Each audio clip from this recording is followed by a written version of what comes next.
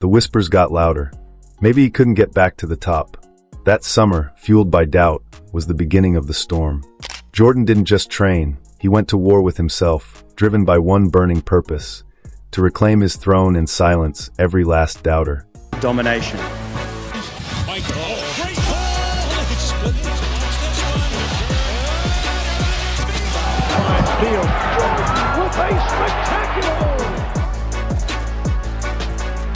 The '96 season began not with a promise, but with a huge question mark. The Bulls had their icon back, sure, but they'd just been exposed. General manager Jerry Krause knew they needed a change. They had lost a key piece of their first three-peat, Horace Grant, who was now, ironically, playing for the very Magic team that had just sent them home. They needed toughness. They needed rebounding. They needed an edge.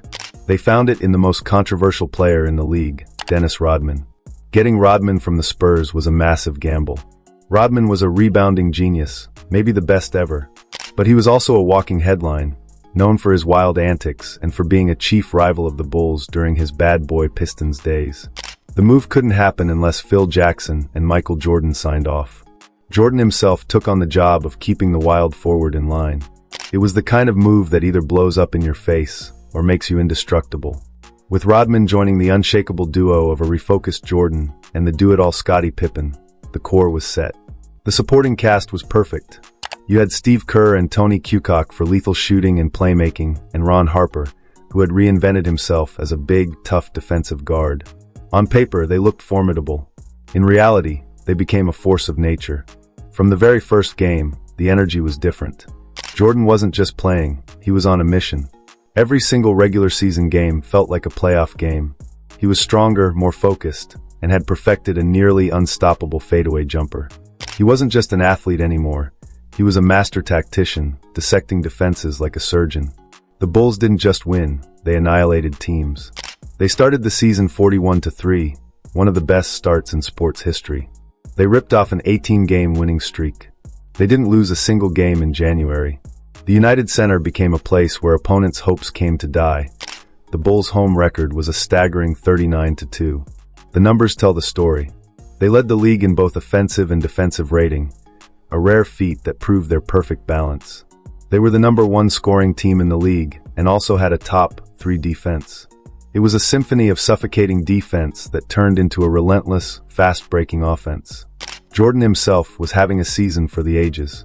He played all 82 games, shutting down any questions about his durability. He won the scoring title, was named All-Star Game MVP, and at the end of the year, he collected his 4th league MVP trophy. But the ultimate proof of their dominance was the final record, 72 wins and 10 losses. They smashed the previous record of 69 wins held by the '72 Lakers. It was a number that seemed impossible. Even Rodman had to admit their greatness, saying the league was so watered down they could beat anybody with our eyes closed. And while some might point to league expansion as a factor, there was no denying what was happening. The Bulls weren't just the best team in the NBA, they were playing a different sport. The question mark they started with had become a massive exclamation point. Before we get to the final, emotional climax of this perfect season, if you're enjoying this story, make sure you hit that subscribe button. We're always breaking down the greatest moments in NBA history. Steve Kerr over Charles Outlaw. Jordan up high for the board. Michael. And a little bit for the people in the front row to think about. And you won't want to miss what we have coming up next. Entering the 1996 NBA playoffs, the Bulls weren't just favorites, they were an inevitability. Their historic 72-10 season had set a new standard, but for Michael Jordan, the job wasn't done. The sting of last year's failure was the fuel. A championship was the only option. First up, the Miami Heat. The Bulls didn't just win, they made a statement, sweeping them 3-0 in a merciless display.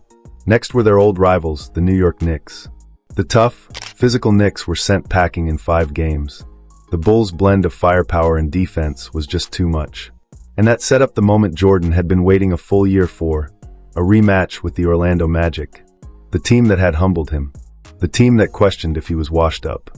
This was personal. What followed wasn't a series, it was an execution.